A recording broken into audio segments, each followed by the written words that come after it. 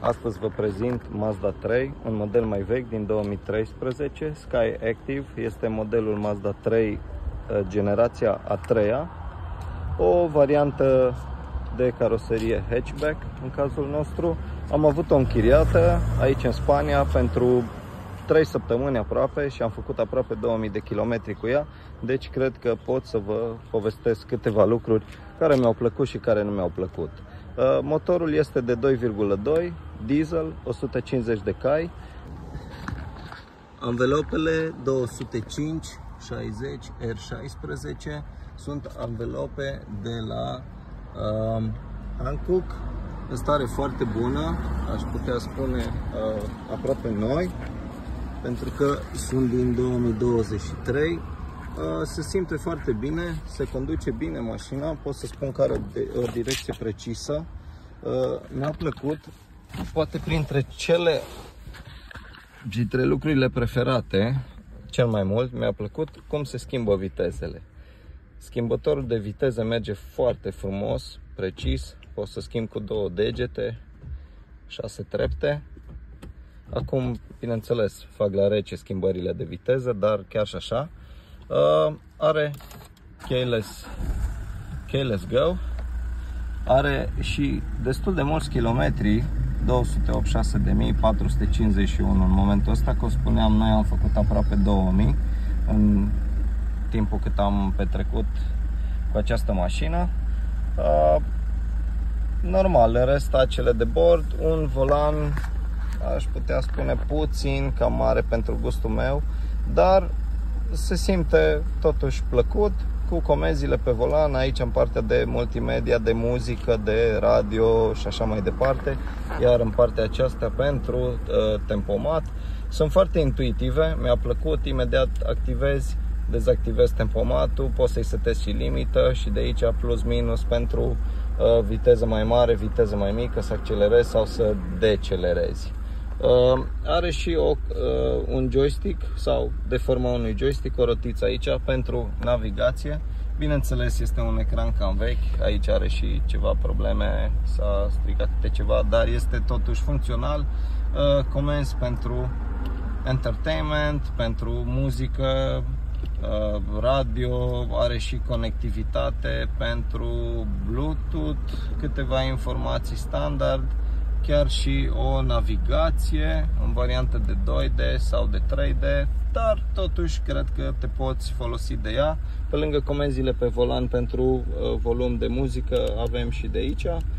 Volumul se poate face, o cotieră destul de încăpătoare, alte spații în uși de depozitare, spațiu pentru ochelari aici, un fel de etui.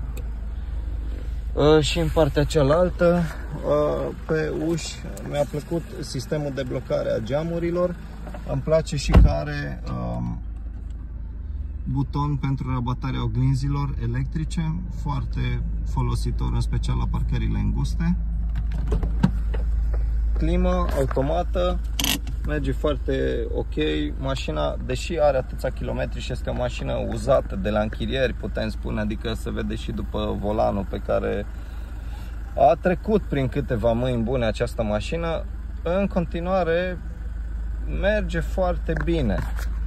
De aici, de pe buton, mai putem vedea informațiile ce mi-a plăcut. În momentul de față, media a rămas la 6,7 consum. Pot să vă spun că am rulat cam 50% în oraș, 50% în exterior pe autostrade, viteze de până în 130 la oră, cam aici am observat că a fost media. Deci nu pot să zic că are un consum extraordinar, dar acest motor de 2,2 este totuși bine echilibrat, dată fiind capacitatea cilindrică, și mi-a plăcut că nu ai nevoie de turații foarte mari. Poți să mergi, de exemplu, cu treapta a 5-a cu 60 la oră, mașina nu trepitează, nu are nevoie să-i schimbi a 4-a sau poate chiar și a 3-a, cum este la alte motoare mult mai mici și benzină, bineînțeles, dar ăsta e avantajul unei mașini diesel cu capacitate cilindrică puțin mai mare.